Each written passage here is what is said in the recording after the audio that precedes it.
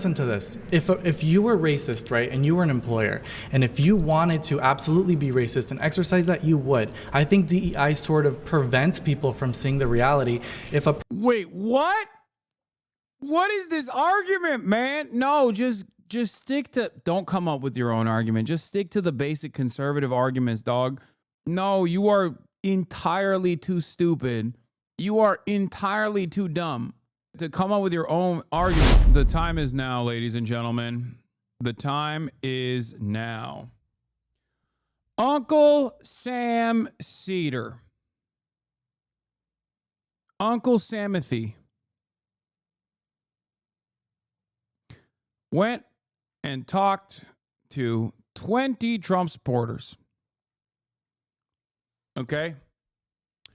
Sam Cedar went and talked to 20 Trump supporters, and boy, oh boy, this is, I believe, something that's going to make your blood boil. Let's take a look. The problem with xenophobic nationalism, don't you think that's better for Americans in general? Like xenophobic nationalism is better. We should have a coherent culture. Everyone. Well, starting off strong, you got a lady who says xenophobic nationalism is good. Weird. That's a crazy thing to just say with your name and face associated to it. But I guess these demons don't care any longer. They're like, well, this is basically akin to that one chatter from a couple days ago being like, what's wrong with being a Nazi? You know?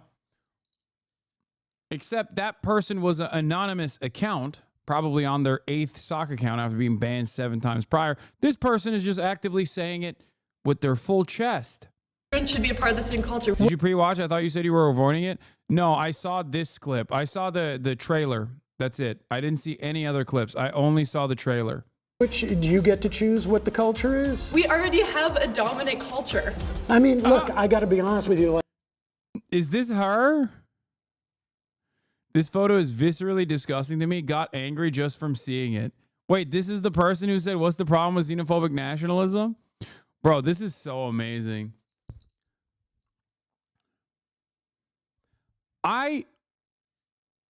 Let's just say, I didn't ever realize that I would get to the point where I would be seen as like a figurehead for all things left. But it is not an accident. There's so many people, no matter how big or small, that want to do commentary or have done commentary or are just conservative in general, have conservative leanings in any issue. It could be even for one issue. Have made me the fucking avatar for all things that they hate. It is wild. You can be a liberal, a Democratic Party voter, and like be conservative on one issue, and you'll be like, I hate this guy. I fucking hate this HasanAbi guy. I hate him the most. I hate him more than anything else. Lots of hogs love saving photos of you on their phone. Weird as fuck, to be honest. Yeah. It is weird as fuck. But I think it's because in their minds they've made me into this like avatar of leftism, socialism, or any number of different progressive values that they just despise. That's it.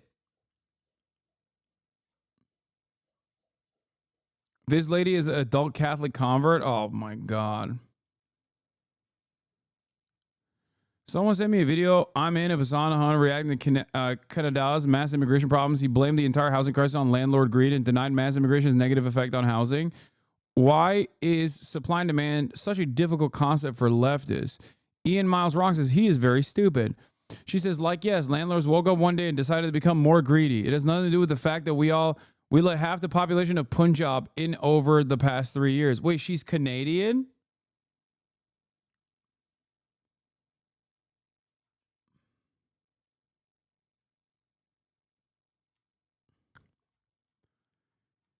Pick a fucking struggle, man.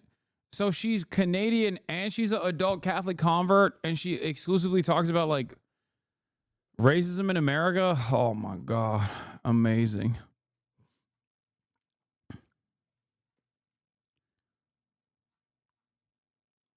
Wow. Wow. Yeah. It's just supply and demand. That's what it is. She's a CPAC supporter. Of course she is. How does this keep happening? Fascist network of like-minded dumbasses. They also stupidly think, I do think that they stupidly think I am like all things left. I found out the leftist I'm debating next week gets his info from Hassan Piker. This should be easy. What? She wasn't talking about Sam Cedar, right? It's in front of my school, but will not be live streamed, sadly. Wait, what? Bro, I didn't know who the fuck this person was until this very moment. When she went up against Sam Cedar.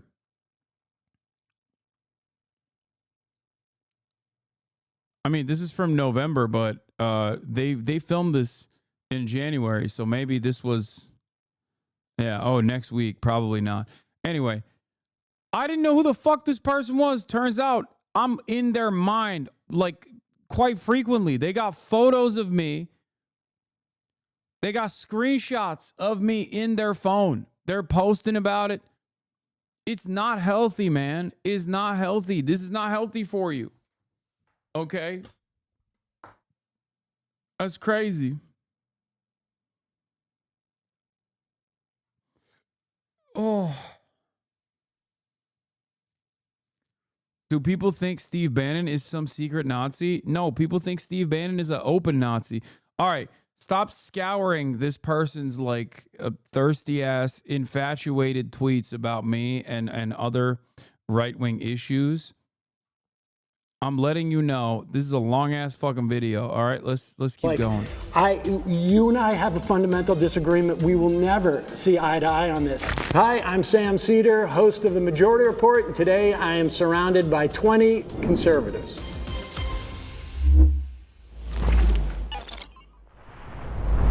My first claim is Trump's attack on DEI hides his real goal, which is to give corporations more power.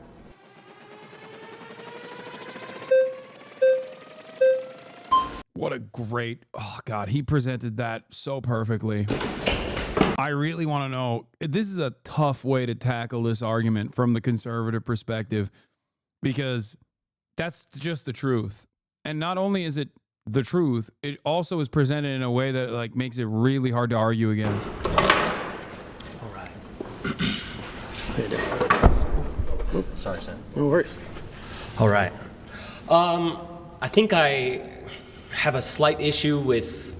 Okay, first of all, this motherfucker is making the best latte of all time, okay? Why is this barista-looking ass sitting across from Sam Cedar and not talking about how Sam Cedar is not radical enough? Like, this is a card-carrying DSA member in a polyamorous relationship with a non-binary person by the name of Sock, and yet here he is sitting across from Sam, not talking about it, things from an anarchist perspective and saying he's not going hard enough on how the concept of a shower is actually an unjustifiable hierarchy, but instead he's going to be sitting here being like Donald Trump is our Lord and Savior. Dudes that look like they own a vinyl collection should not be arguing to defend Donald Trump. Dudes who look like they've experimented with pegging and talk about it openly should not be arguing about Donald Trump being great. What the fuck is going on?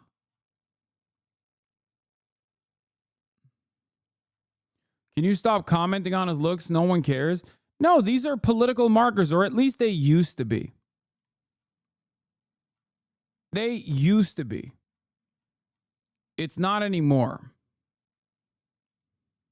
The back end of the premise, I guess, Trump's attacks on DEI being a real goal to, give corporations more power. I'd rather center the conversation around the Democratic, especially as conservatives, the issues that people have with DEI and why I believe Trump would, want to support the issues that, people are voting for him for. I mean, I'm talking about his whole attack on DEI. It's actually DEIA, right? You know that, in government agencies. The A being for accessibility. Right. Yeah, and I think the attack on DEI isn't an attack on people's protections. It's on the other end of the spectrum, right? Wanting to end DEI doesn't want to end protections for someone being disabled, someone being, inaccessible to. Dog, the conservative movement literally is running around saying that accessibility options like ramps are bad. Like they want more stairs, weirdly enough, which is so funny because like conservatives are the ones who are sitting on those fucking mobile scooters going up those ramps. So it's just like odd that they would ever make such a thing a political movement, a formative part of their political movement. But no, that's, that is what's going on. To get into a job, it rather wants to de-incentivize corporations to push them to hire these people on unfair bases, right? But DEIA is not about quotas or anything like that. It is about protections for people within these organizations, or to make sure that you have different communities that have the opportunity to apply to these things. Right. So it can mean, within government agencies, it means things like, let's pay interns so that not only wealthy people can have their kids do internships in these agencies. Right. Or let's put out notices around. Dog, I'm sorry. You're talking about so that not only wealthy people can have their kids do internships in the. You're really going to tell me that this dude is not going to start the conversation with a land acknowledgement? You're telling me that this dude is not going to talk about how, while we're having this conversation, I do want to start off with a land acknowledgement that, this conversation taking place is on stolen Lakota land, that type of shit.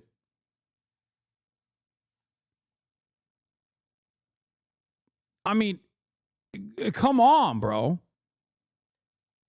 Anthony Fentanyl. That's so stupid.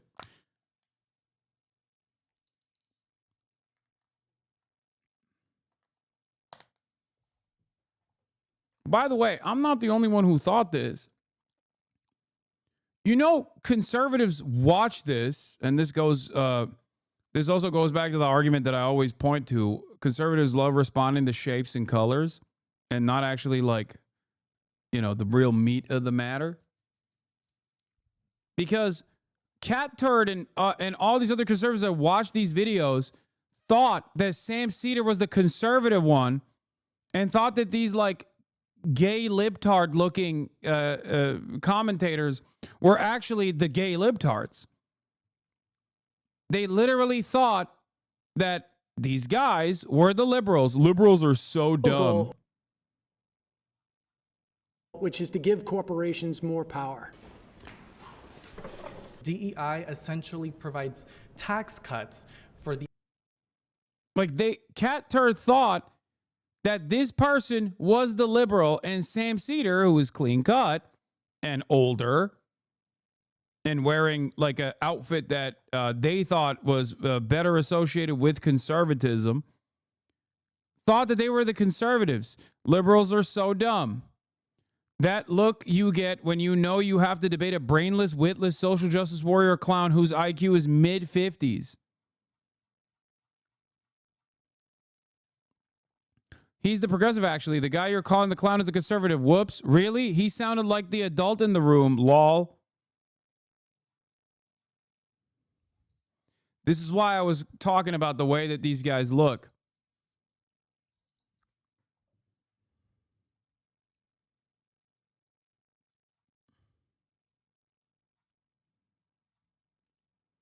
Much to think about. Will this person go back to the drawing board and maybe reconsider his fucking worldview? No, he won't do that.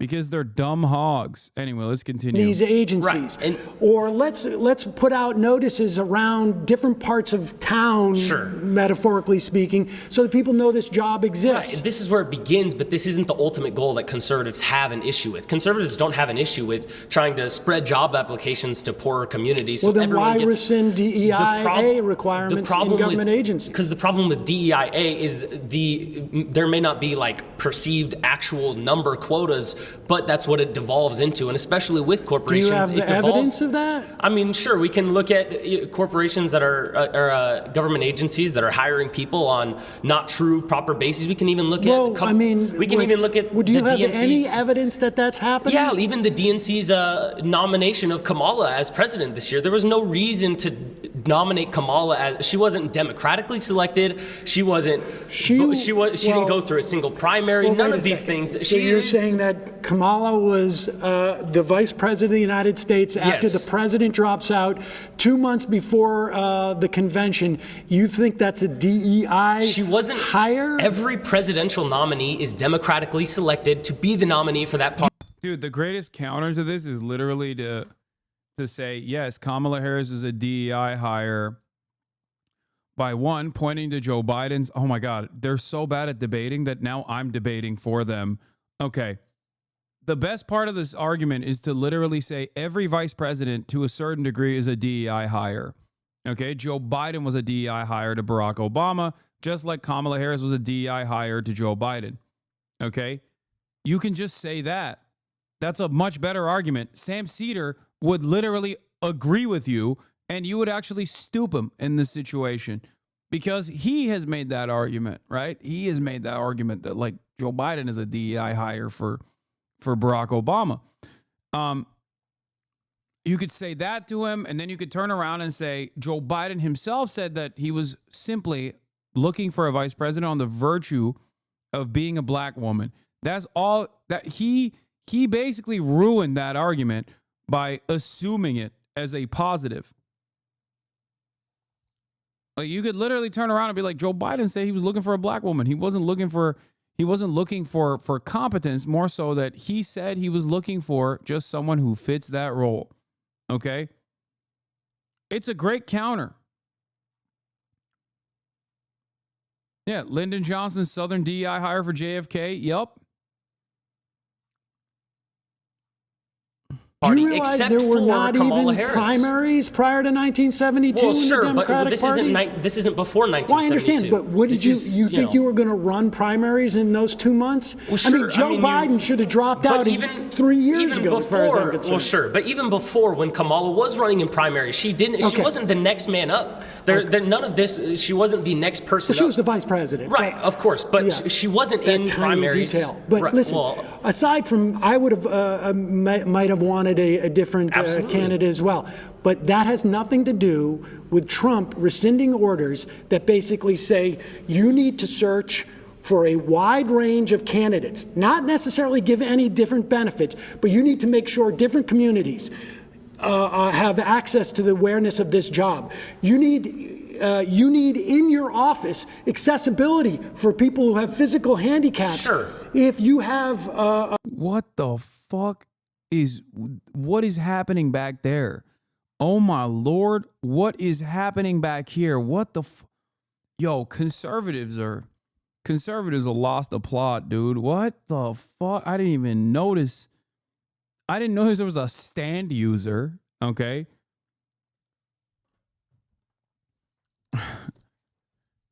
I didn't know there was an enemy stand user in the crowd. You know what I mean? Golden win. Of folks who identify as as trans, you need to make it at least hospitable and not. This is all non-discriminatory stuff. That's what this is all about. But you're cherry picking the portions of DEI that even conservatives don't have issues. Conservatives don't have issues with making workplaces. The whole DEI apparatus within our government. He's saying this is such a funny way to admit defeat when you're like, well, you've actually presented the argument in a way that I can't agree against, and I don't like that. That's all he said. He's like, I don't actually like that you're presenting this argument in a way that makes my side look fucking stupid. Oh, wow. Okay, well, I guess you should agree to him then. What do you mean? I can't argue against this. I'm agreeing with your argument, and I don't like it.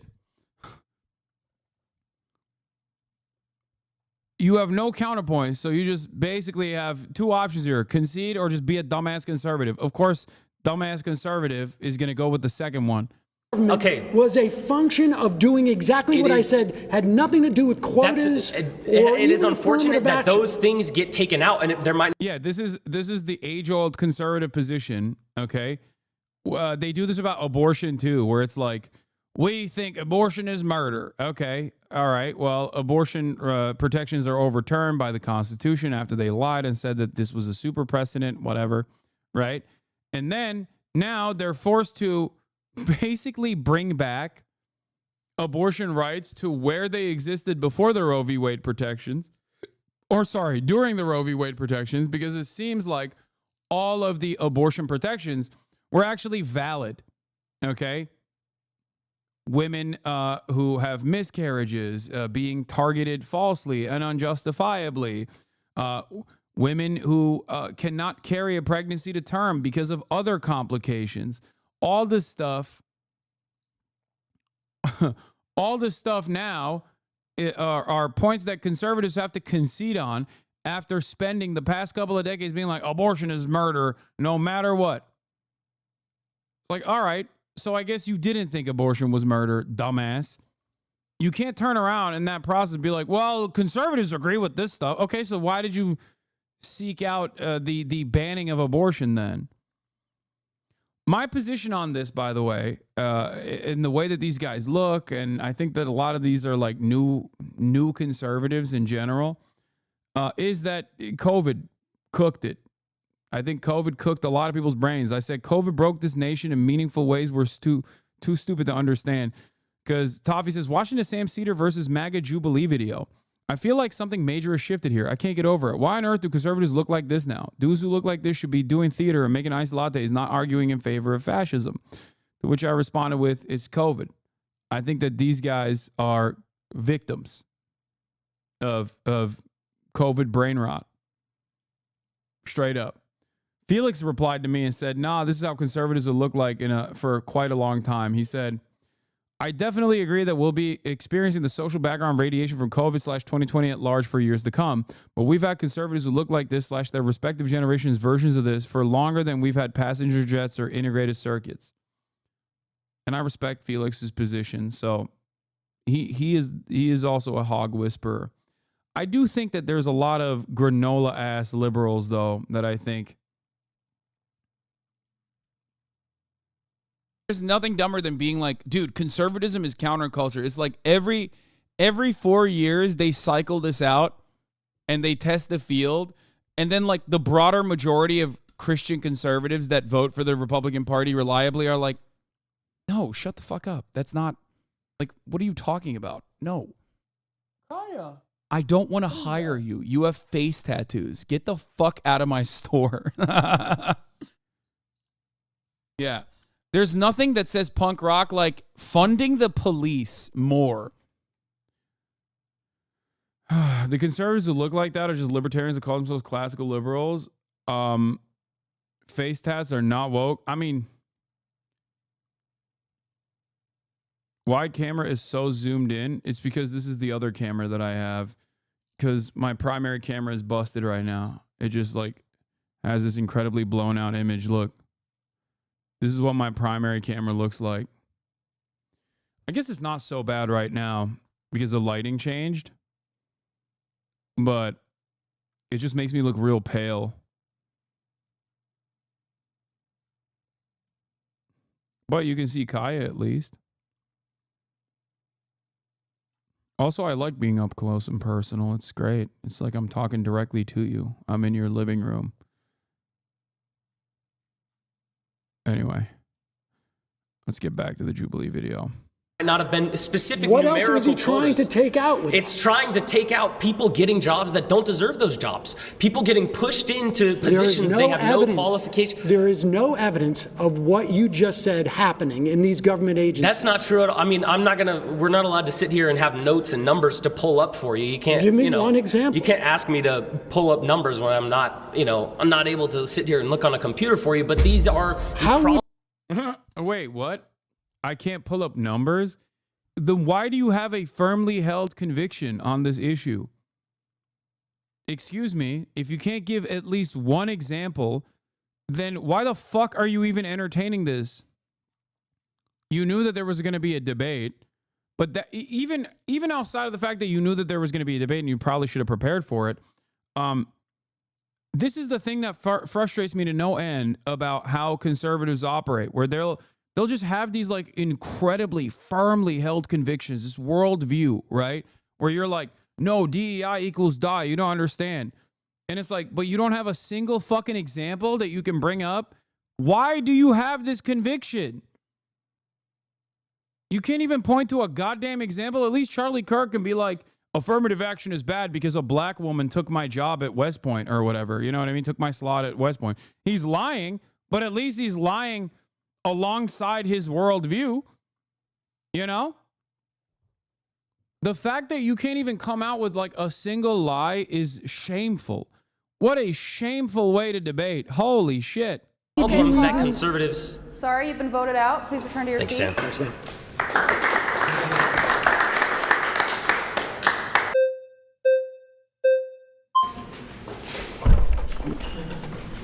See ya. Okay, so I think the roots issue with DEI isn't what the previous gentleman was trying to point. Conservatives aren't necessarily have issues with those things like accessibility to people who might need help. The issue is, and I kind of referred to this before, when you have agencies and systems, what tends to happen when you have government overreach, big government, is that agencies and systems get abused. And I think unequivocally, DEI was heavily abused in practice. It was great in theory. It's idealistic, which is sure is fine, that a lot of people can get behind, but it was abused in a lot of ways. When you have actors, like we're in California right now, when you have actors, white male actors who are being told, we do not want white men, we're not gonna cast any white men, we only want this particular kind of gender, race. See, I wouldn't say like the optics of this dude is giving liberal, you know? This dude straight up, I mean, I see this dude, I'm gonna be like, okay, I know what this is about. You know what I mean? I know what's going on here. The other dudes, on the other hand, they do fucking straight up look like liberals. Right? That is an abuse of a system. It's no longer fair, but more about just perpetuating one aspect of, visual compelling aspects. Because at the end of the day, what's going to happen is companies are going to say, well, we want to look the most diverse. Okay, well, and what that is it's moral grandstanding. It's saying because we have more black women, we sell better soda. Like that. I got you. That is not. Well, that's getting a little far afield from what Trump's DEI orders are. But I can tell you, as somebody who was a sitcom actor in the 90s, I would walk into a room and everybody I would see would look like me. And I was doing a second position, which doesn't even exist anymore, where you do 2 pilots a year. And I was looking around basically every part of television when I was a kid. I was centered in some fashion. It was either this is about my mother, or this is about my father, or someone like me was centered. So, we can argue as to whether or not Hollywood is overcorrected in some fashion. But on a governmental level, the DEIA directives that agencies were following for the past 4 years, there's nothing, I don't know what you mean by abuse on it, but there is no evidence that it was an affirmative action program in those instances. It was about anti-discrimination. You cannot discriminate against these people, and you want to open up opportunities for a broad swath of people. Again, the internship is like one of the most material things that exist there, where the idea that you need to pay interns. And that's important because you want low-income people to have the same sort of like opportunities to see these things as wealthy people. You know, my kids can maybe afford to do an internship for the summer instead of going to get a job. I think what's happening is we're talking about two different things. But I'm talking about Trump's DEIA rescission is a way of basically driving people out of these agencies, making it you're saying Trump specifically, and I understand why you're saying Trump, but I think the American people as a whole. You've already lost the argument. You're just basically, again, trying to this is a very tight premise.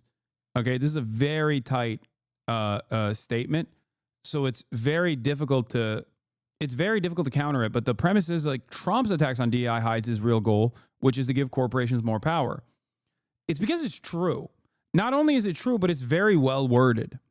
So that's precisely the reason why, like, no matter how smart these guys might be, and I'm sure some of them are smart, they're having a really hard time tackling it. So they're like, oh, well, I don't mean like Trump. I don't want to talk about Trump. Drop Trump from the argument. Okay, well, he put Trump in there. The whole have kind of, and I won't say whole because obviously it's not 100%, but a majority of the American people have kind of rejected DEI because, again, I don't think a majority of Americans know what DEIA is. That may be the case, but again, my point is we're talking about abuse of a system. What you're talking about is not necessarily what was happening. What people were seeing were, hey, because you're white, you can't do this, and liberals like to do this thing where they create systems, and then they created the whole idea of woke, and then they backed away, and then conservatives say woke, and then they're like, we don't know what woke is. They created DEI. Biden literally said Kamala Harris is being chosen because she is a black woman, and then all of a sudden Democrats for the rest after that said that's not why she was chosen, even though Biden literally said that. And then we have this cognitive dissonance as if we're not living in reality. Biden wanted to make sure that there was that there was an opportunity for a black woman to be his vice president. Yes, but so why did Democrats move away from that and say no, it wasn't because she was a black woman? I don't know my point is that it's not because she's a black woman. But that's what they said. I can agree that it's not because she's a black woman, but that's what they said. Why did they say that then? No, because there are plenty of black women, right? Like, he could have picked anybody, but he picked specifically her. You're positing the idea that there wasn't a black woman who would have been qualified for that position. No, and I don't believe that. No, that's not what conservatives aren't saying, that there aren't, because again, even in the Republican Party right now and in Trump's cabinet, there are people of color that Democrats pretend don't exist, like J.D. Vance's wife, and J.D. Vance's wife is not in the cabinet. Rewind chatters. It is quite literally an hour and 30 minutes. Shut the fuck up. No, but if J.D. Vance was a Democrat, his wife would be lauded all over everything because of her color of her skin. I'm not here to defend the Democrats' choice on every policy, but there is one party in this country that is identitarian. There is one party that is represented and it is homogenous, and it is the Republican Party. 85. This is a decent take. This is a good way to restructure the argument. He's right. The Democratic Party has a lot of like non-white, non-in-group policies that, especially in terms of like social advocacy that it engages in. But the Republican Party is a true identitarian party in the sense that they do actively advocate for white identity politics. It's actually it's a decent way to reframe the argument. Of Republicans are white. That's just the reality of it. So does that Some mean people that? don't necessarily have a problem with that. But here's the thing. You said even if let's just say, okay, that's true. 80% of Republicans are white. Does that mean that they're less moral? That they can't run an effective government?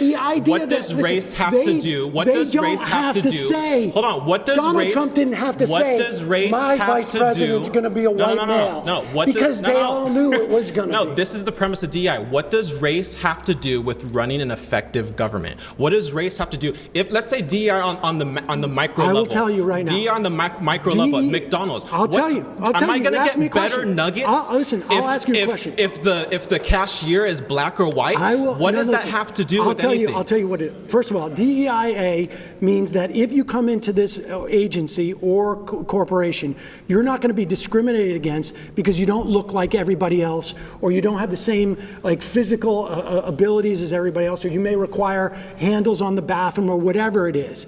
That's what DEIA does. But does it make a government better if there's a broad representation of the people it's supposed to govern? Without a doubt. Without a doubt. Correct me if I'm wrong, and you guys can correct me if I'm wrong. Regardless of DEI, don't we already have things in our Constitution that protect people's rights, protects people? No. We don't? No. Do we or do we not? No, we do not. Tell me what protects people from discrimination in housing and in work and hiring or getting loans. It's all statutes. It's all statutes. And in these government agencies, there was nothing except for that order. That's why Trump just rescinded it. I'm gonna tap out because I think someone else. Oh my God. That is, ooh, they didn't even flag him. He just tapped out. That's crazy. Oh my God. Oh my God. The conservative movement is taking L after L after L here. God damn. This was one of the most heartbreaking and embarrassing demonstrations of the decline of American education. We used to disagree on points of opinion. Now we disagree on points of fact.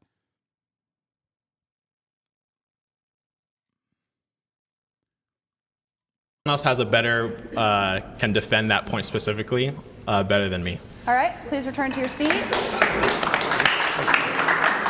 That's crazy.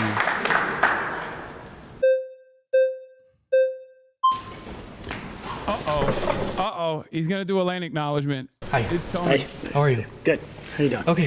When it comes to DEI, essentially, if a person was not racist, he would hire someone regardless, right? So why would we need a policy to protect a person if we've moved past racism? So would you consider yourself racist? Wait, are you suggesting we've moved past racism? Would you consider yourself racist? I consider myself, and sometimes I think we all practice some form of, white supremacy. I think actually we all do to some degree. Well, I'm glad that you're saying that. So I guess going to the LGBT topic, it seems like it's very prevalent for you as an issue. Wait. Don't jump off that point. He thought he was cooking.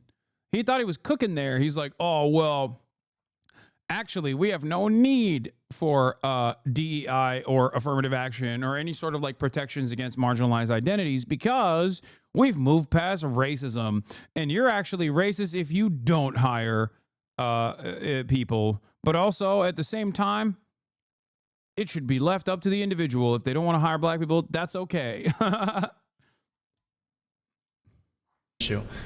it seems like a big issue. I mean, the Republican Party spent literally hundreds of millions of dollars demonizing trans people. Well, the reason why they've done something like that, and I think you're misconstruing the narrative, they haven't demonized them. They simply want protection. Misconstruing.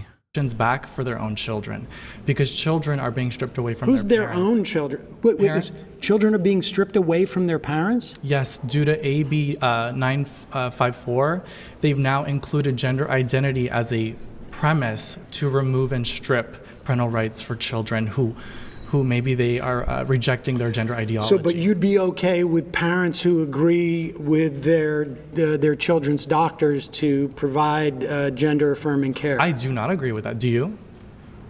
I believe that parents and doctors can make those decisions with the kids. If a child can't smoke, drink, or have sex before the age of 18, they should not be able to consent to a sex change. Now, in terms of a DEI initiative, the reason why there's military bans on trans women and trans men is because they do not have the ability to cooperate at a mental capacity when they're constantly undergoing hormone treatment, as well as depression pills, as well as different mood stabilizer pills. And so when you go out to combat, do you really think you're going to bring an ice cooler pack with your whether that be hormone, estrogen, or whatever it may be, while you're about to shoot someone of the opposing war. Well, the executive orders. Oh, brother, this guy is fucking so dumb. Holy shit. It's like obvious that he's trying to come across as like kind of intelligent, where he's like, well, actually, I'll have you know, the opposing side of the other side of war.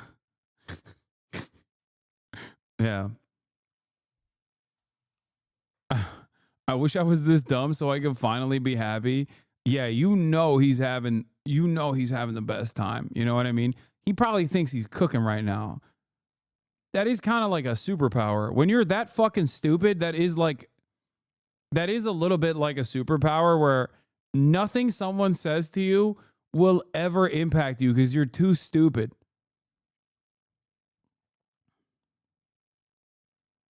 That Trump gave were DEIA orders that had to do with agencies that have nothing to do with the military.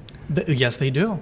Yes, they absolutely do. The FDA, they just revoked the ability of the Air Force to teach Air Force members about the Tuskegee Airmen.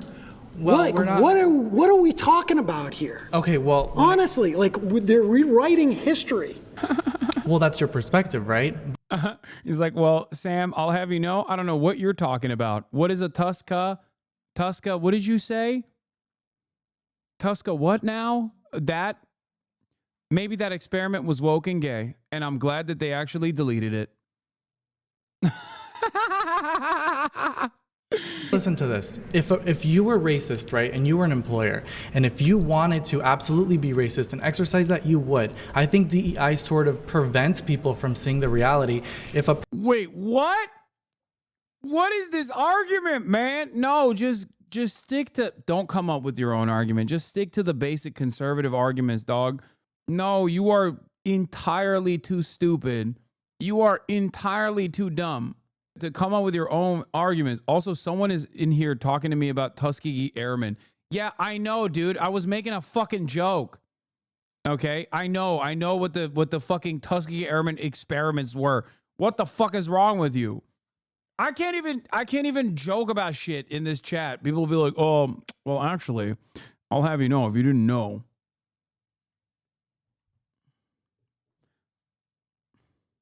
A person truly wanted to hire you based on your intellect, based on your skill set, they would. DEI essentially provides tax cuts for the end of the year. When you create your tax returns, they give you a tax credit for hiring someone who is black or a person of color.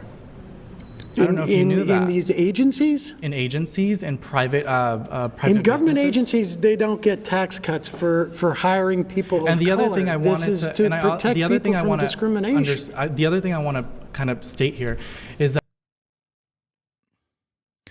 I love giving tax breaks to the Department of Education for hiring DEI candidates.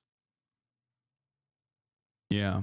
Famously, this is how things work. We're giving tax breaks. We're giving tax breaks to the FDA. That I've realized that a lot of the times with the liberals is that you guys push for example, for DEI and people of Latino. What do you mean, you guys, bro? You're a liberal. Like, stop. Fuck you mean, you guys, when referring to liberals. You will never convince me that this guy is not secretly a liberal, okay? What the hell is going on? Or Hispanic descent. And a lot of the times what you don't realize is you're actually doing more harm than good by putting them in positions where you make them believe that it's based on the color of their skin. It's based on... DEIA does not... is not. It's based on merit. DEI emphasizes color, skin color, no, physical attributes. It says that the people who work in your agency, it's about anti-discrimination. Discrimination against what? Against people who may have different cultural mores, may have different. But that's irrelevant to a job, right? It should be based on merit. And that is the emphasis People here. get hired as a merit, but if the Not DEI, if you get a if the tax DEI, I'm talking about Trump's rescission of If these you orders received a on these tax cut as agencies. an employer, wouldn't you hire a person of color? Dude, If you could pay them less? listen, we're talking about government agencies that do not get tax cuts. They don't. Government agencies. They don't. No. No. Yes, they do.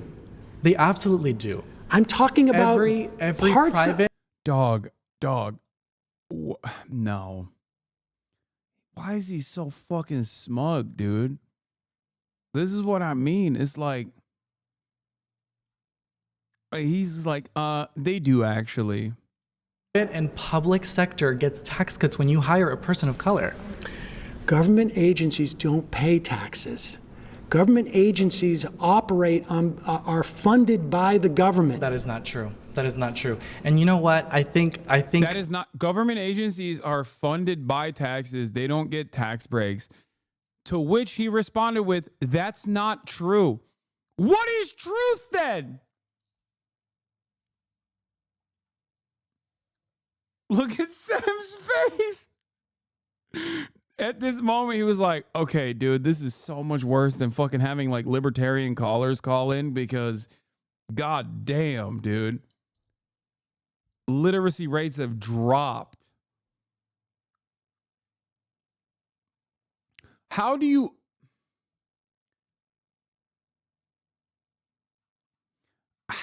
think, how can you argue with a person that just is wrong about everything? Like basic, fundamental shit, you know what I mean? Like, how do you argue with a guy like that? How do we fix this shit? Ironically, education, funding education, okay?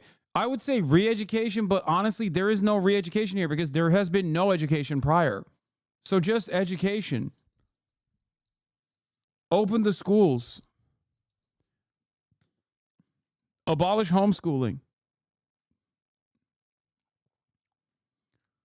Bro, what do you mean how? You do this daily? I know. I think I have a much higher barrier where I do entertain a lot dumber statements because I argue with like anonymous people. But even if I were to meet someone in the real world who, you know, said things like this, I probably would have lost it way before Sam.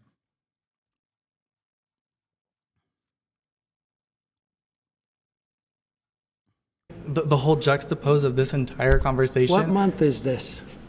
This is January. Okay, so we can agree on that. The FDA does not pay taxes. It does not get a tax cut because it doesn't pay taxes. DEIA forces them as an agency to say, if you have a job opening, you must do your best efforts to make sure that every I like that. part I love of me a society. buzzword. You must do your best effort. I love that buzzword. Okay, pause. Because Bro, oh my God, he's so fucking stupid and so condescending. He's so stupid and condescending. That's a buzzword. What do you mean? No, he's just describing what DEI is. A really good way to put it is, and Sam kind of talked about this as well, but this is something I've mentioned before. DEI throughout American history has only existed for one group of people. If DEI in the way that Republicans understand it, which is elevating people who do not deserve that position to a position of power and actively undermining qualified individuals for that role, if that is what DEI means, which is not what it is anyway, it has only existed for one group of people in this country throughout history. And ironically, DEI seeks to address that. And that is white men, okay? That is DEI in the way that Republicans talk about it. There was a time not that long ago when even white women were not elevated to positions of prominence, to positions that they were worthy of, okay?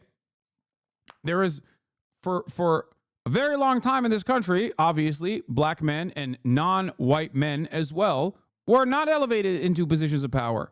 There are still remnants of this kind of disproportionate way of elevating people into positions of power that still exists in modern capitalism as well. That is what DEI initiatives are supposed to address. It is not about creating a liberal quota system where like a certain percentage has to be a black or something like that. DEI initiatives are supposed to say, okay, the goal of DEI initiatives are to simply, one, offer additional background, like background education, like affirmative action and whatnot. Is supposed to address some of the systemic discrimination and the systemic imbalance that exists for educational outcomes for white people versus non-white people. All right. But also beyond that, DEI initiatives are supposed to force both government agencies and also everybody else to not overlook black people. Okay? Not overlook brown people, black people, women, trans people on the virtue of their background.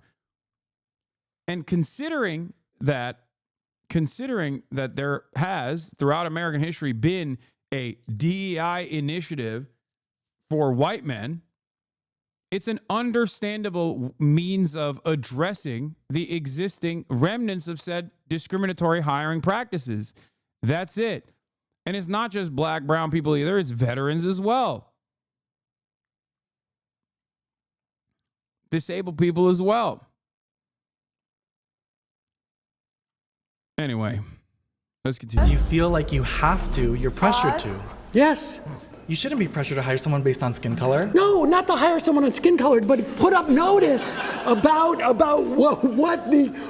the job exists. Make sure that you put it in different communities so that you have as wide an application pool as possible. And therefore you get tax cuts. All right, return to your seat. At the end of the year when you file taxes, you get a tax cut for hiring someone. Dude, I don't know how he doesn't understand that like federal government agencies don't pay taxes. They are funded by taxes. They don't get tax breaks because they don't pay taxes. Why would they pay?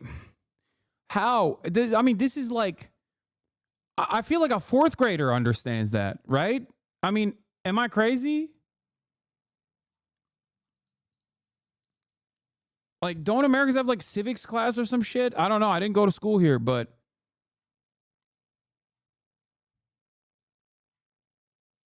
what the fuck's going on? Someone who speaks a different language or different skin color. I don't know how to respond to that.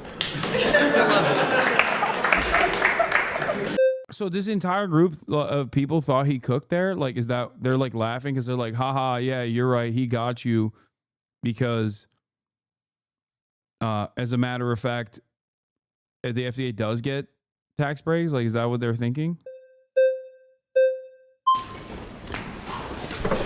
How you doing? So I want a little bit more clarification because I don't even know if we got it yet on which part benefits corporations, like from your perspective. So agencies, the U.S. government agencies, the vast majority of them, what they function to do is inhibit corporations from essentially externalizing their costs onto society. Sure. So the example would be, I used it before, but it's a good one. I'm making Teflon, C8, for instance, okay? And C8 is supposed to be burned because instead of like deposited, because it's a forever chemical. And I can go out and instead of burning it, it's too expensive to burn it. I'm gonna dump it in the water. Dump it into a river. And the EPA's man, yeah, what Sam is describing here is surely a hypothetical, right? Corporations would never really do that in the real world and dump poisonous forever chemicals in the water supply and directly destroy wildlife in certain areas, right, that are downriver. I mean, surely that could not be a real thing. Comes in and says, like, you can't do that. We're going to fine you. You're not allowed to do this. But what the company is doing when they do that is they're going to take the profits that come with lowering their costs by dumping it into the river, And those costs are then borne by everybody who lives around that river. They're going to get cancer. They're going to get gastrointestinal problems, whatever it is.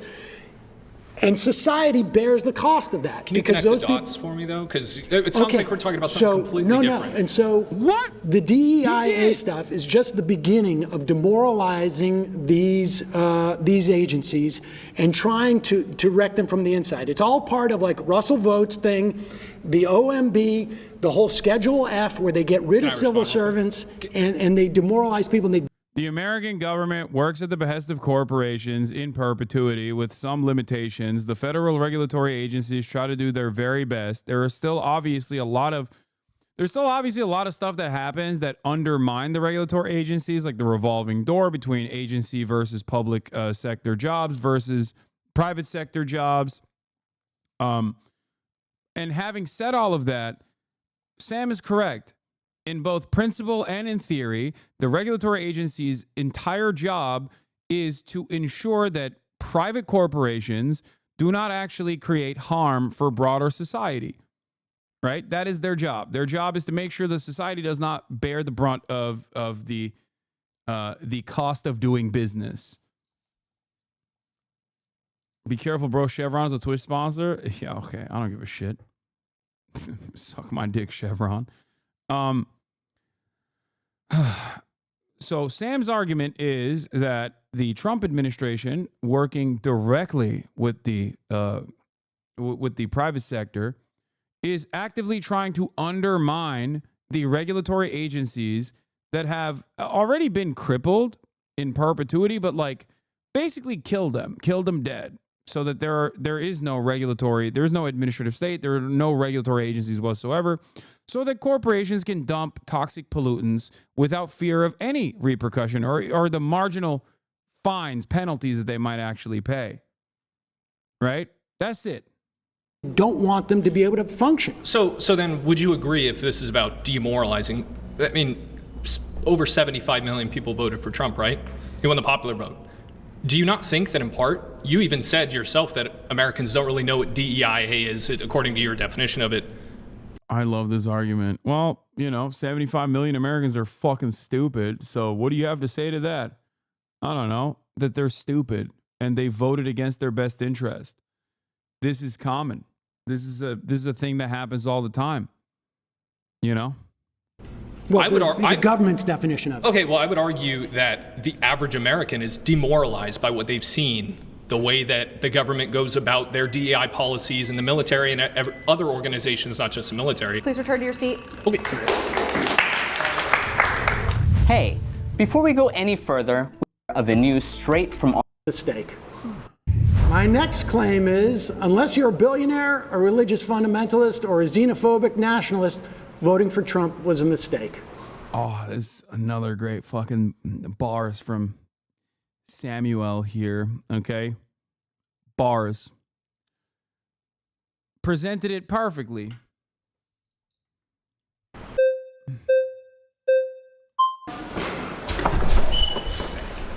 Okay, so let's tackle one aspect, religious fundamentalists. What benefit would religious fundamentalists get? And also, can you define what is a religious fundamentalist? And maybe you could say, I mean, bro, you subbed out last time. Why are you, I mean, come on. You really want the smoke again? You want the 2-time? You want back-to-back? That's crazy. That's crazy. You can't, bro, you can't say, all right, I'm tapping out last time around and then come back hot. More of like a Christian nationalist. Okay. In this instance. But things like, the attacks on trans folks, the attacks on a woman's right to choose, the idea that we're going to get stuff like an enhanced RFRA, which is going to mean that if you're a pharmacist and you don't want to provide birth control, you may not have to. Don't you think you're assuming that if you believe that public education, we should take that money and pour it into religious schools, you're gonna get a benefit out of a Trump administration. Yeah, but don't you think you're assuming that the vast majority of Americans who are moderates? Like, what do you think you're gonna get out of the Trump administration? Economic relief. That was What kind of Dog, ain't no way. Okay, they filmed this like, I think they filmed this before Donald Trump became president, to be fair. This might have been filmed pre-inauguration or right as the inauguration happened. I'm fairly certain because Sam was in LA and we couldn't link up because I was in Japan. So obviously, if you had any understanding of what Trump was saying he was going to do, just even like fucking tariffs, right? Or I'm going to deport 20 million undocumented migrants, for example. He hasn't done so.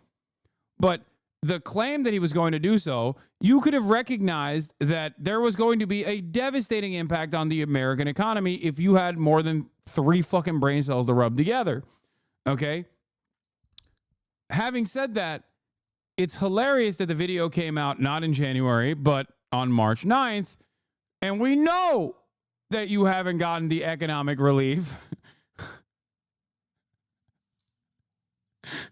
You have not gotten the economic relief at all. Ah! Amazing. You could have seen it. You could have foreseen that there was not going to be economic relief, for the record. economic relief? They're going to cut Social Security. You're going to have to pay for your parents. They're going to cut. When they go after the agencies, like he's like, no, they're not going to cut Social Security. Yes, they are. Yes, they are. They're going after, right? This is outlined in Project 2025. Russ Vought, who's going to be the OMB head, he was the OMB head the first time around. He wrote all the book on this stuff. Okay, well, you bring up I'm relieving myself of all my savings. Fuck. Yeah, that's a form of relief. You know?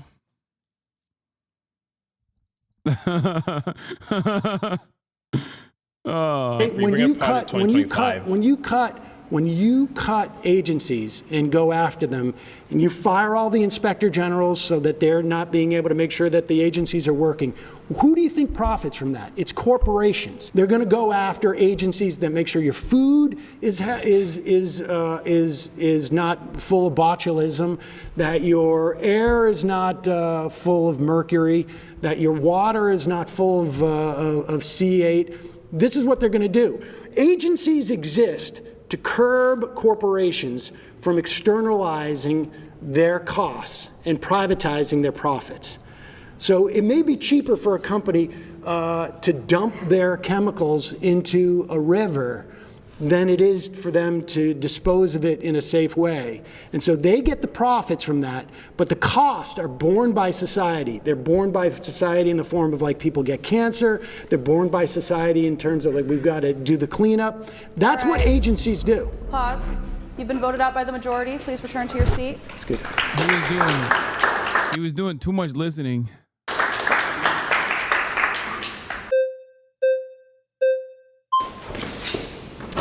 Hey.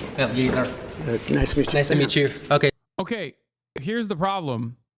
If you don't have a established consensus truth, you know, things that are happening in the real world, if you don't have a established consensus on this, then a big part of this quote unquote debate is going to be Sam Seder describing basic functions of the government to increasingly dumber people.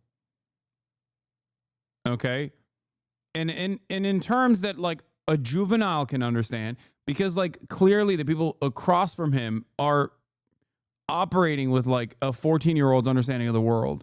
And not even, like, a particularly smart 14-year-old, but a 14-year-old that's just, like, watched too many fucking TikTok videos. This guy's about to blow your mind? Okay. Okay, so I would like to touch on the religious fundamentalist aspect. Yeah. Are you an atheist? I'm a Reformed Jew. I don't have a strong belief in the existence of God, but I don't think that religion in and of itself is bad. Okay, so what's wrong with religious fundamentalists? So, like, when you said trans rights and women's rights or something like that? Well, the problem... What's wrong with religious fundamentalists? What the hell? Does this guy think the only religious fundamentalists are, like, evangelical Christians or something? Which, by the way, there is much wrong with that as well. But I suspect that he doesn't understand what that word means. You know?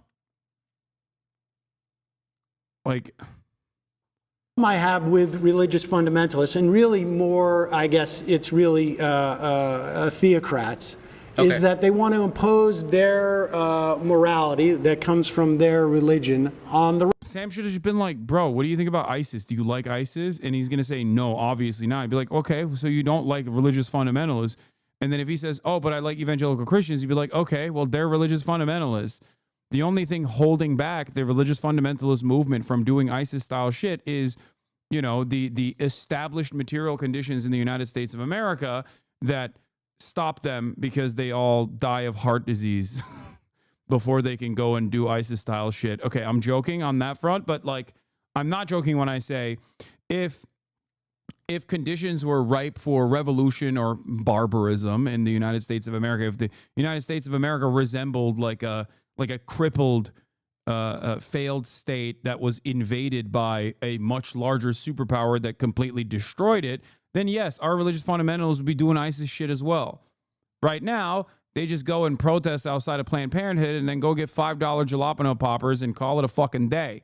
The moment that they can't get those fucking $5 jalapeno poppers, oh, all hell will break loose. Trust me. The rest of us, and I don't. But morality, from your view, is going to be a preference, right? It's not morality; it's a preference. So morality without a foundation is going to reduce you to a preference. Well, I have a foundation for my morality. Which is what? It's a humanist vision of what basically creates as little suffering as possible for as many people. Okay, so you're like a consequentialist, utilitarian. I don't really bother myself with being a consequentialist or a utilitarian. It's always going to reduce you to a preference. So if you say that killing is wrong and I say it's right, you would really have no contention with that. Well, no, I don't base my understanding of civil society on religion. And so we have a civil society. We have. Oh my God, this is a TikTok debate guy, 100%. Here we go, dude. We're doing. You know how back in the day, there was an era of like pop psychology, and that never really went away. But now there's an era of pop philosophy, which I think is even worse than pop psychology. It's people, this is 100% one of those like TikTok debate guys, okay? All they do is not really understand dense literature surrounding philosophy and just like kind of abide by like the memeified versions of it. And that's it. That's like, they just operate on like false understandings, false philosophical understandings, and try to argue simply on the basis of their false interpretation. Charlie Kirk tweeted about how this guy destroyed Sam. Nice to meet you. Okay, well, let's see how Sam gets destroyed have here. Laws that we have decided as a society in a democratic way. And for some people, it's okay for it to be informed by their religion. That's okay. Okay, perfect. So if tomorrow society comes together and we say, hey, trans folks don't deserve rights, you would be okay with that? No, I would be against it, but I mean, it would be morally right under your view. Not morally right. No. I'm not talking about morals. Okay, here. so here's where I'm getting to, right? Religious foundations provide an ethical framework for one to live their life off of. I believe you can have an ethical framework without religion. And if we take the leftist view to its logical tail end, to its extreme view, you have low reproductive birth rates. You have a reproductive dead end, so two men together can't reproduce unless they have to take from a healthy. Wait, I don't understand. So, like, does he think that if unshackled and unrestricted by religious boundaries, we would just be doing butt sex? Like, I don't get it.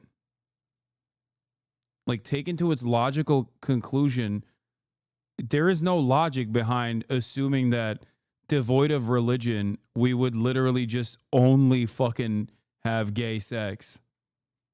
Unless, in your mind, you're constantly thinking about just dicking down a dude. You know what I mean? You're just constantly, and the only thing that's holding you back from entertaining the act of sweet butt fucking is the fact that you're going to go to hell. And that's the reason. That's why you're holding back.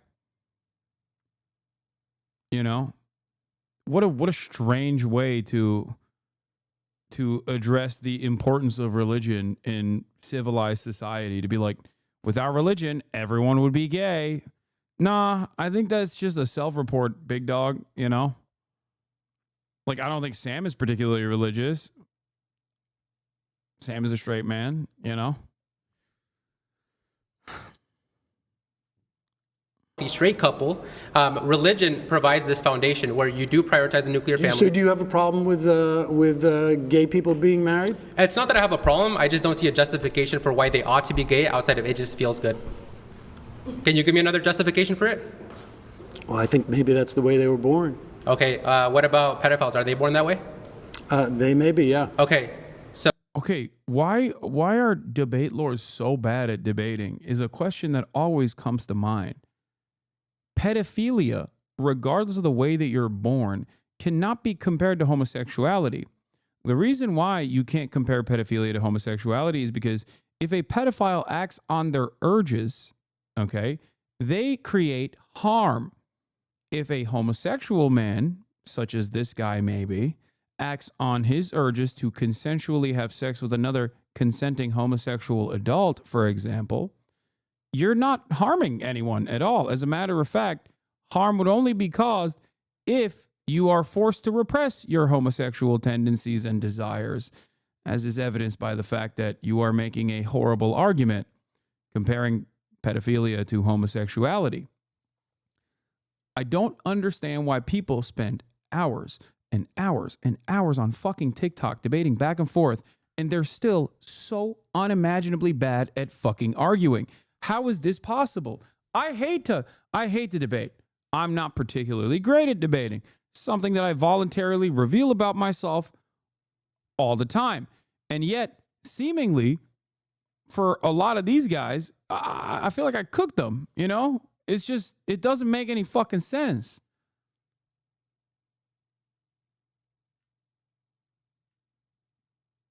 It really, that's why so many of Divorcelli, or Epstein, rather, with his new name, when his fans come in here and they try to do a watered down version of his arguments, they fail spectacularly because there's not really a good argument there. And people who love debating or watching debates don't necessarily have the same rhetorical skills. So should we let a pedophile off the hook since they were born that way? No, I think we as a society has decided... Should implement duties to prevent them from acting on that innate urge, correct? Well, I think between consenting adults, it's a different thing than... Okay, so you're okay with a children. 45-year-old dad with a 19-year-old daughter as well? Incest? No. If they consent, you're okay with that? No, I think society has also determined that it's not beneficial. Right, there's duties and obligations that we have, so religion provides those duties. Life isn't about freedom and exercising what you want. I mean, well, you want to impose your religious doctrine on me, and I don't want that. You just admitted we need duties. We have responsibility as a society to keep us functioning, to keep us thriving. Your leftist view, the other side of a debate lord is that they always have to bring up incest after they brought up pedophilia. Classic. Debate me on the virtues of incest. Debate me. Please don't fall into the trap, okay, chatters. Every now and then, maybe you watch a debate, okay, and you're like, damn, this guy's cooking, okay? If that's your whole content, you're inevitably going to talk about CP, pedophilia, and incest, and you're going to be debating those issues. When all other debates have run dry, you gotta hit those. You gotta hit those untapped veins. That's what happens every time. Now, of course, for Sam, he drops that bomb in there because he wants to shake the confidence of his interlocutor by touching a subject that most people don't want to talk about or even think about. Problem is, Sam is an experienced political commentator and has a very calm disposition. So I don't think he's going to eat that bait and come across like befuddled by this rhetorical flashbang grenade that this dipshit dropped in the conversation. A conversation that's supposed to be about billionaire religious fundamentalists and xenophobic nationalists that only benefit from Trump's election, and that everyone else that doesn't fit into either of those categories actually loses from Trump being president.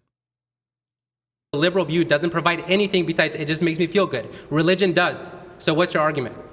Also, religion does make you feel good. That's kind of the whole point.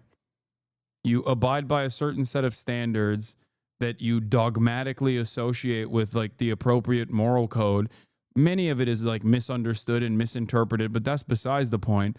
And it makes you feel good to follow those rules. Like, that's it. You just need a guiding principle because personally, I guess you're afraid of your urges, your own personal urges that many other people don't have, like, you know, inoffensive urges like wanting to have gay sex, or maybe really scary urges like wanting to do pedophilia. I'm just saying, if religion is the only thing that's stopping you from engaging in pedophilic acts, then you probably should get fucking institutionalized, you know? What's my argument as to why I don't want you have no your contention. religion to? Well, because the other, first of all, I don't think that you have the right to corner what God is telling us is right or wrong. And there are differences between religions. And so my argument is, you know, like, you're not going to keep halal or kosher, right? I mean, I don't believe that someone has a corner on religious truth. And the reason why we have a democracy is because we didn't want a king. And the kings came from the idea that their God said that they're the ones who's supposed to be king.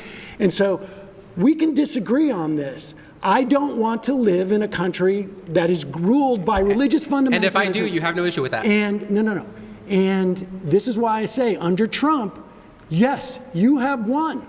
Yes. You have a Only bunch male of Christian. and female. You're right. You have a You Christian won. nationalist, Yes. and which is necessary. Yeah, this guy's a fucking loser, bro. Whole ass loser. He's like, yeah, I want only male and female. Like, as though you think, just for the record, even though Donald Trump is obviously giving red meat to these fucking dipshits, they will still experience the material consequences of the Trump's devastating agenda of austerity, okay?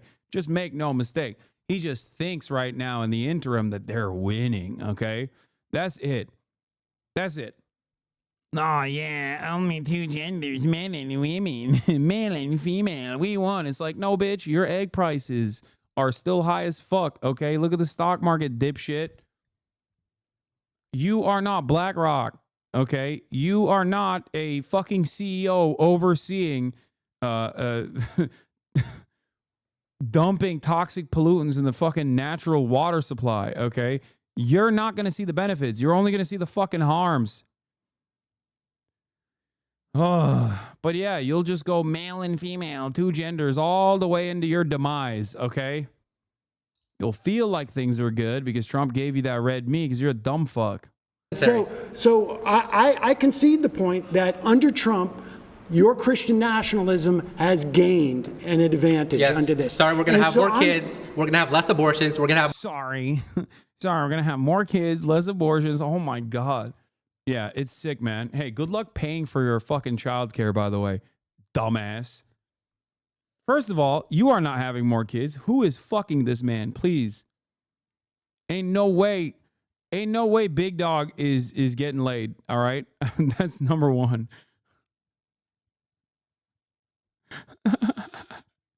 You don't have to worry about these things. These things don't concern you, okay? You are not getting pussy. More family. We're going to have stable family households. Sorry about better education. People, gay people should be outlawed. They should be straight. They should be straight. Women should be secondary to their husbands. Women should submit to the husbands. Women that doesn't mean they are slaves. Right, it doesn't mean they are slaves. It means they are protected. Okay, let me ask you that. Let me ask you. No. Should women be drafted? Should women be drafted? Listen, I think if they're equal, should they be drafted? I think this is the vision that you have, and I think Trump supports it. Yes. I think the Christian nationalists he has throughout his government are all going to work towards your vision. Yes. And my hope is that when people look at this, they say, hey, wait a second. I don't want my life to be dictated by the notion of a Christian nationalist. It's funny though, because like he seems to be at least like he seems to have like a definable worldview that in his own twisted moral confines like makes sense. But the problem is other people are listening to this. This is not just the intellectual trappings of your own scary mind. You are revealing the insanely cruel worldview that you have. So in some ways, I respect conservatives for the brutal honesty, but in other, but also I can't help but notice that like when you are an intellectually honest conservative, most people are going to look to what you're saying and go, oh my God, you are a fucking monster. So I think Lil Bro forgot why conservatives use dog whistles. I think he forgot why conservatives try to frame their agenda from the perspective that is more appropriate for liberals, like the permissible boundaries of liberalism. Conservatives don't say, we want to do forced impregnations and we want to force women to carry pregnancies to term, regardless of whether or not there is harm to the carrier in the process, because we don't want women to be able to choose what they do with their own bodies. They say abortion is murder. We're actually saving the baby. That's marketing. And there's a good reason for that marketing, because a lot of dumbasses in the edges respond to that marketing and go, well, okay, well, that makes sense. Yeah, a baby is a life. Like, they should preserve the life of the baby. I care about the sanctity of humanity, whatever, right? This guy dropped all of that and was like, no, women should be subservient and servile to their male partners. It doesn't mean it's slavery, but they should be subservient. Yeah, good luck. Good luck with that attitude, big dog. You know, I don't think you're going to win a lot of people over here. Prescription. Now, you may win out. I mean, certainly, like if you look at it. I do love this because he just accidentally agreed with the underlying premise that Sam Cedar made here, which is, unless you're a billionaire religious fundamentalist or xenophobic nationalist, voting for Trump was a mistake. And he basically came up and said, yes, I'm a religious fundamentalist, and I love that Donald Trump is doing religious fundamentalism. So technically, Sam is correct. And also simultaneously, he has revealed the devastating agenda of Trump. So congratulations to this fucking TikTok dipshit. A country like Iran, they have a theocracy there, and apparently that's, you know, good for them if they want it. My final point is whenever I don't want to live in a theocracy. My final point is whenever we see people live out Christian values to its full extent, we see a great society. When we see people deviate from that, that's where all the problems arise. All right, I think you are at home in the Trump. Thank you very much. You've been voted out. Please return to your seat.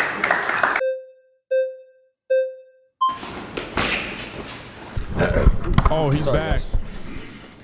I think I have an issue with the implications of the prompt. I mean, of course, I'll stick on the religious fundamentalism. I think it's unfair to view Christianity separated from the ideology that Christianity informs, right? You have an ideology that you vote upon because you view it to be the truth that benefits everyone in a society. That's how a democracy works. I, as a Christian, have an ideology that informs my opinions, and I believe that it is the most moral and correct way for a society to function. So I think if we put religious fundamentalism in a box where you say any moral implications that I draw from this, religion is unable to be voted upon, unable to be pushed onto you because simply it's a religion, is unfair to view it that way. Religion is an ideology like all ideologies are. It's you vote away. I don't mind you. I don't dispute the idea that you could have a religious ideology and want to see it imposed upon others, and it's not inconsistent with my claim. My claim is that Donald Trump is ushering in an element of Christian theocracy that I can't remember his name, Eleazar, and you may be excited about. But I'm not excited about it. I don't think the vast majority of Americans are, but maybe I'm wrong. Right. I mean, I don't think this country was set up to be a theocracy. Sure. And I find it problematic that it will be. But Right. others will be happy about it. I think it's unfair as well to label any morals that comes from religion inherently immediately theocratic. Like having a theocracy is something different than having. I think love thy neighbor is a good precept, Right. and I don't know that we should necessarily legislate it, but I think it's a good precept. Cool. I think there are things from religion that are good. Yeah. I interviewed Desmond Tutu years ago, who said that religion can be. Is like a knife. It can be used to spread butter, or it could be used to stab people. Sure. But that doesn't mean that I want religious doctrine to be. I want Sam to ask him who this person thinks Desmond Tutu is.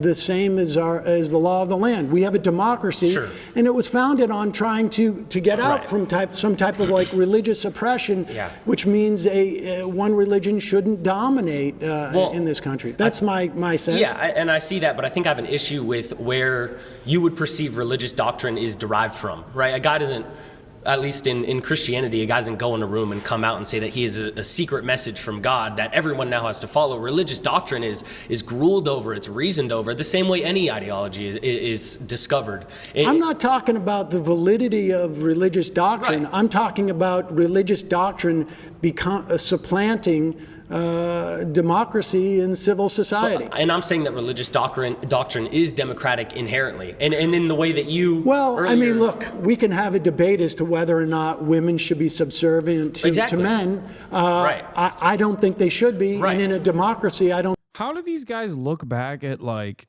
thousands of years of religious history and unironically look at like the most secular era that we live in, at least since like the invention of Christianity, and go, we got to go back to the old ways, you know? Whoever said this is Timu Nandre, fuck you. It's Nandre with a wig. You can't fool us. You can't fool us. You thought, oh, I'm slick, bro. I put the fucking wig on and no one will notice that it's me. Lud's the bald asshole now. Yeah. You know what I like to think of when I like to think of religious democracy? The Inquisition. Like how wonderfully democratic that process was, you know? Great stuff overall across the board. Yeah. Great. Thank you. Let's go back to that. They would fucking melt you, dog, for looking this gay, okay?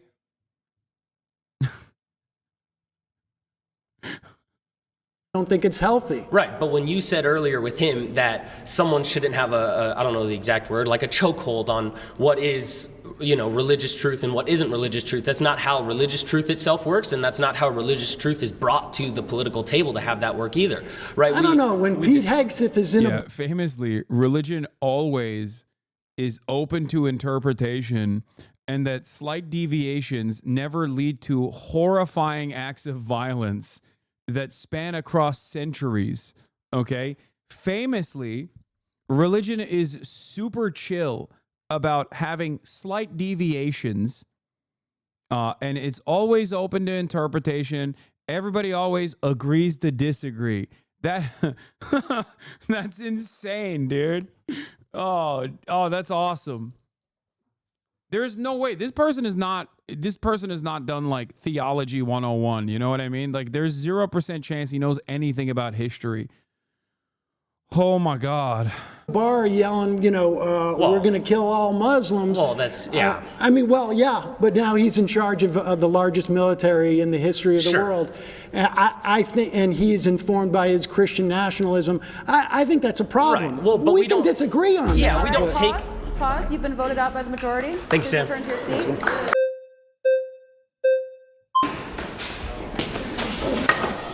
Oh my God. Why is it the same losers that keep winning, dude? Yo!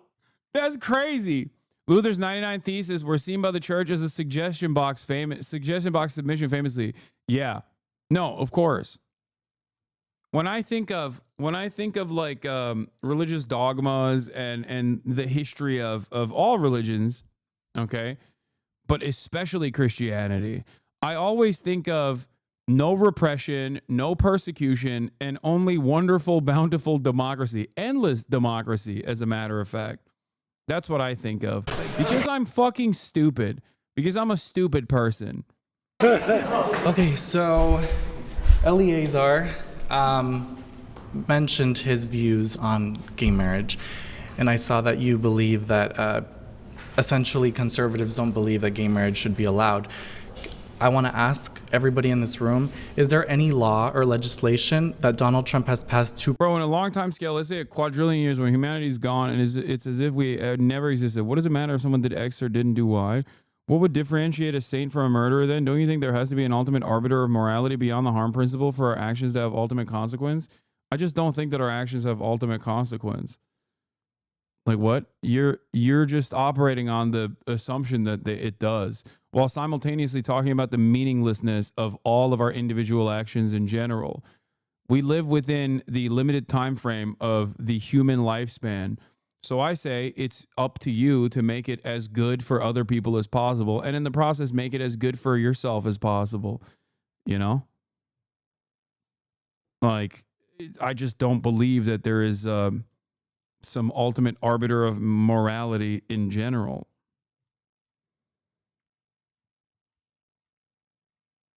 Like, why does there... I think it's inherently selfish, narcissistic for humans to assume that our lives are meaningful and consequential in the grand scheme of things.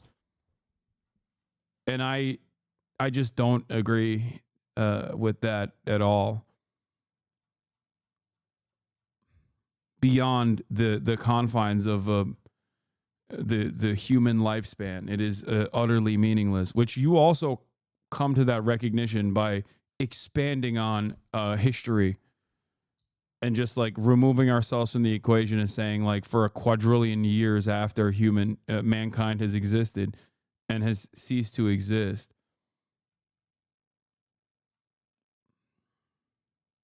to prohibit same-sex marriage in the last 4 years. Okay. Is there anyone in here who would potentially oppose two people kissing in public that are of the same sex? You could raise your hand if you want. Yes, in public. Kissing in public. No law against it. Just your own opinion. Okay. So these are all people's opinions, right? The same way you have your opinions about Christians is the same way these people are allowed. No, I don't have a problem with Christians. Well, you do not believe that theology should be at its We should not have a theocracy. Correct. And so what I'm saying is, wait, most Christians don't want to have a theocracy. What the fuck? Does this guy unironically think that, like, in 2025, the overwhelming majority of self-identifying Christians are like, we wish we could go back to like a fucking, you know, I wish we could go back to like a world that is guided exclusively by church.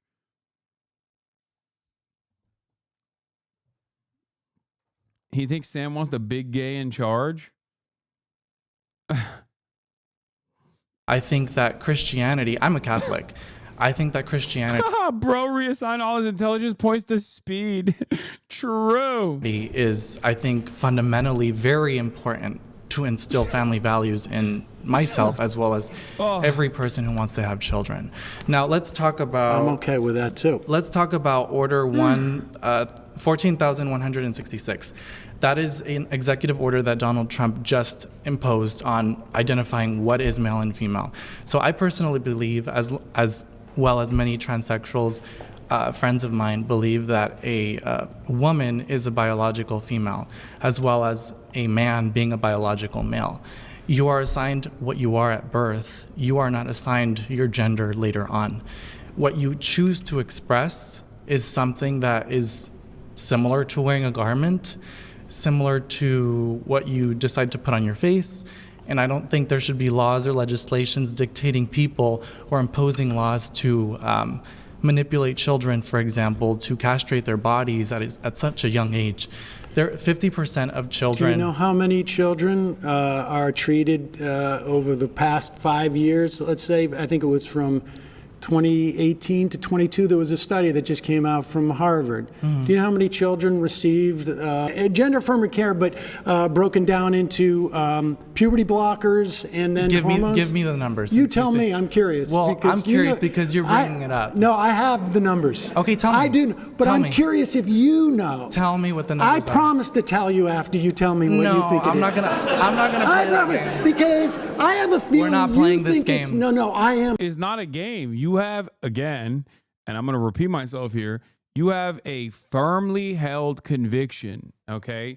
This is something that you care about. This is why I would always ask people like, what's his name, Christian Walker, or any number of different, like, trans people are ruining sports, people that make that argument. I would ask them, like, who got second place in the high school swim meet? Who got third place in the high school swim meet? It is a debate tactic, to be fair, okay?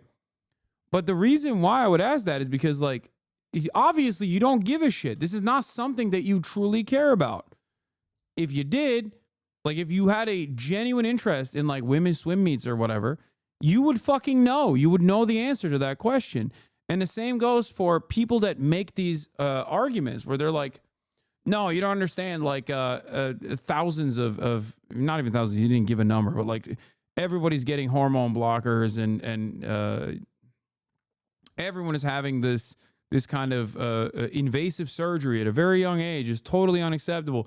The reason why it's important to ask people, like, how many people do you think this is happening to, is because they don't know. They don't know. If they knew the answer, they would recognize how laughable of a position this is. I'm playing this game because Why? I think you think it's much higher. When you tell me that kids are being castrated, I know you don't really know what these numbers. Unless he's talking about circumcision, in which case the numbers in the millions, okay? Hey, listen, shouts out to my circed up boys, okay? They took something from us. And we'll never be able to return. I'm an intactivist, as you guys know. And as an intactivist, I have a poster that says return with a V on it, but instead it's actually not about, like, white Christian nationalism. It's actually return my penis skin. That's what I would want. I want my hoodie back. Circed up boys. Hands off my penis. Numbers Well, are. almost- And I do know these numbers. Okay, well, I can tell you this much. What? It was reported that scientifically every single child who has received gender-affirming care, about roughly 50% of them regret it. And 50% of them are suicidal because of it. Studies on the subject often suffer from researcher bias and methodological errors, including inadequate follow-up and precise measurement, poorly chosen sample bases. Doctors agree more research is needed. Wait, what? That's the fact check? That's a terrible fact check, dog. He just straight up lied. Why would you? I don't even think that there is a single study that says that. As far as, like, surgery regret goes, surgery regret is really fucking high for procedures that are absolutely necessary for survival. Okay, we're talking hip replacements. Even that has a higher surgery regret percentage than any sort of, like, HRT, any sort of, like, gender confirmation surgery. Okay, gender confirmation surgery regret percentages are unimaginably low, like insanely low, much lower than any other kind of invasive procedure. Okay. And considering the incredibly low number of like surgeries that trans people get to begin with, you have to understand that this is like 8 total people. You just hear about it a lot more because fucking New York Times will write articles about it endlessly. Here it is. Evan Devs, thank you for the 5 gifted subs. For the chat is asking for proof, a total of 27 studies pooling 7,928 transgender patients who underwent any type of GAS were included. The pooled prevalence of regret after GAS was 1%.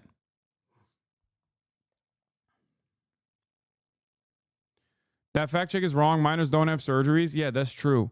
Well, no, minors do have surgeries. Minors have gender-affirming surgeries as well, like rhinoplasties or breast reduction surgeries or breast enhancement surgeries, as a matter of fact. That is infinitely more common. That is infinitely more common than minors getting any sort of trans medical care, as a matter of fact. So the idea that minors don't get any sort of gender-affirming surgeries is wrong. It's just overwhelmingly cis minors that end up getting said surgeries.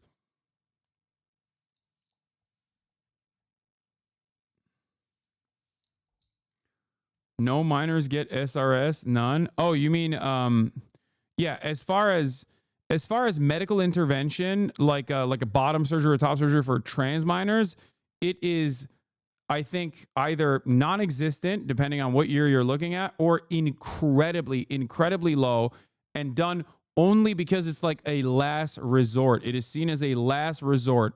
Medical intervention that is not reversible is not often done to trans minors. It's not done to trans minors at all. It's like very, very, very, very few instances, and only seen as a complete last resort. Yeah, knee replacement surgery is a 30% regret rate. Gender affirmation has like a 0.3%. Exactly.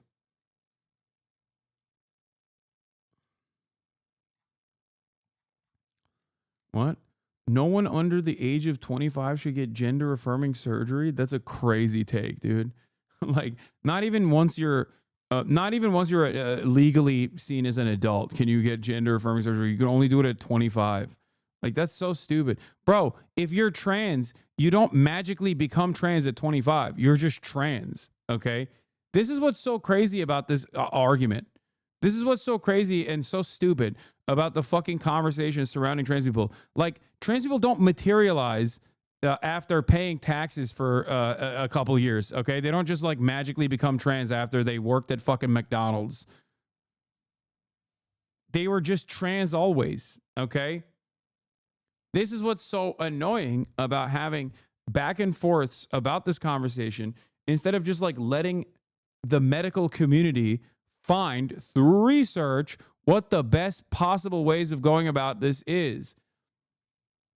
I hate it. Keep that energy with hair plugs. Okay, chill. Calm down now. Bro, I thought you were a foe. Make no mistake, I am a foe. I am a foe of the LGBTQ community. Okay? This guy's coming after the one remaining medical tourism sector in my home country, okay? I take great offense to this, sir. How else will Turkish airlines make money? How else will industrious Turkish entrepreneurs, doctors, how else will they be able to make money? You are tanking an economy that has experienced hyperinflation for the past decade or so. You're trying to bring Turkey down even further. I will not let it slide. We are the table. We're not just at the table, we are the table. All right, let's continue. They're actually more depressed because of it. How many of those kids? How many? A psychologist, by the way. How many over the course of 5 years? Well, tell me. You tell me. Tell me. Just give me I know what you're trying to do. You're trying to put me in this chokehold of like, no, I'm I not trying to put you in a choke. No, this is definitely an I got you moment because I'm suggesting to you that you think this problem is much bigger than it is. It is a huge problem. I was one of the 530 trans minors around the age of 15 plus to get top surgery in the year 2018 in the entire United States. There are tens, if not hundreds of thousands of us in the U.S. I needed over 3 years of maintained diagnosis and 4 referrals from doctors and psychiatrics. Bottom surgery does not happen until 18. Yeah. Now think about the interesting part about this, right? By the way, shouts out to Catboy Collector. The interesting part about this also is that there are definitely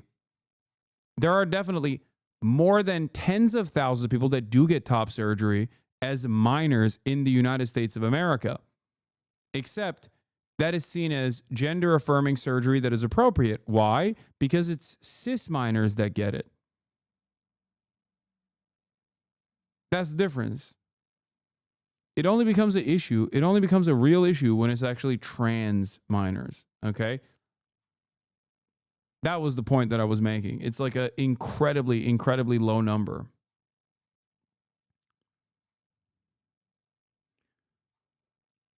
Let's continue. Medi-Cal, you know, Medi-Cal covers inmate trans women. I understand that, yes. And I know one person has had that. Bro, can you explain how people regret surgeries like knee replacements, like you said? I mean, I can give you an example of this. I have a little bit of regret myself from my knee surgery.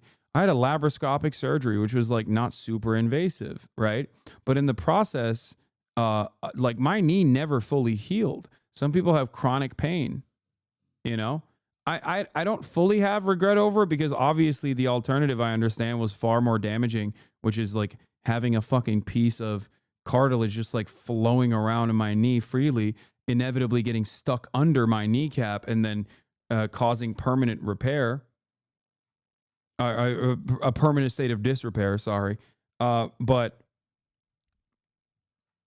like I had to get it done, but yeah, it didn't, I still can't dunk. And it hurt for a long time. I never actually got back to the same level of strength that I had in my legs since that surgery, and it's been years and years at this point. You know, there are plenty of instances where people regret surgeries, and it's significantly worse than my situation, which is why I don't even like bring it up that much. I'm 26 and I had to get multiple letters from multiple doctors and mental health professionals to get gender affirming surgery. It is insane. They think minors are just getting it on a random Tuesday just because. Yeah, that's the other side of this, that like conservatives are not known for critical thinking in general, but this is an area where they certainly demonstrate their lack of any sort of logic, right? Where they think that you could just like get HRT over the counter. You just walk up and you're like, I'm trans now. Give me some fucking estrogen or testosterone. I wish it was that simple, by the way, because I'd be getting that fucking tea, all right? I'd be spiking myself with Anavar on a daily fucking basis if that was the case. Probably would be a little damaging to public health overall. They think that there is no like mental health professionals checking every step of the fucking process. That's number one. Number two, they do this with everything, okay? It's the same principle behind claiming falsely that Gavin Newsom has let 75,000 rapists roam the streets. Why are they saying that? Because Gavin Newsom said we need to lower the number of prisoners in the California state penitentiaries because there is a real crisis of overcrowding in California state penitentiaries. That process is infinitely more complicated than the way people think it is. You don't just like walk up to the worst rapist you know, okay, who's like an Olympic level rapist. Like he just raped for fun, but also as though it was his own profession. And you're like, well, Gavin Newsom said you can get out now. And he's like, oh my God, I've only been in prison for 1 year so far in my, you know, triple life sentence. Oh, thank you so much. I can't wait to go out and do rapes again. That's what conservatives think is going on. It's like, no, there's a fucking parole board. Like you have to go in front of an entire group of judges who will look at whether or not you have demonstrated good behavior, if you've actually served the majority of your sentence, okay? And then they commute it, especially after you've demonstrated good behavior in general. Like that you don't have a capacity to reoffend. Like it's not that simple of a process, but in the mind of a conservative, it is that simple.